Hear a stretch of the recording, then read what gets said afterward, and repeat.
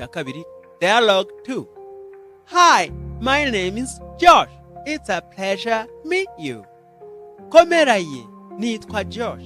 Ndanezerewe guhura nawe. Hi Josh, I'm glad to be here. Komera Josh, nezerejwe no kuba hano. Did you have any problems finding this place? Hari ibibazo waba wagize uri gushaka hano hantu? I didn't have any problems. Nta bibazo nagize. I found directions on internet, so it was pretty easy to find. Nashakishije amerekezo kuri interinete, rero byaroroshye cyane kuhabona. However, the traffic was not that great. Ariko rwose ambutiyaje ntago yari nziza. Traffic is not good around here.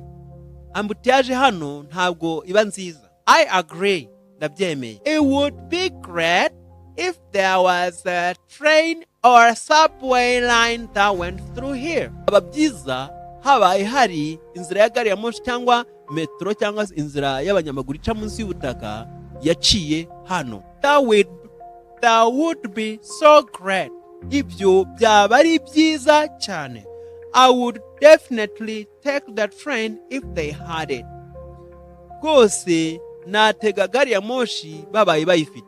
Trains are great because you can read a book or take a little rest instead of having to fight the traffic.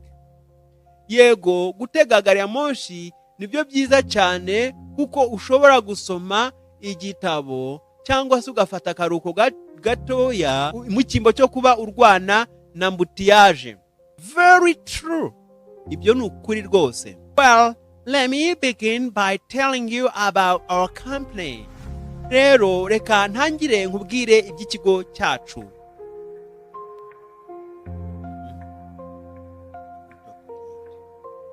Hey Paul, what are you doing here?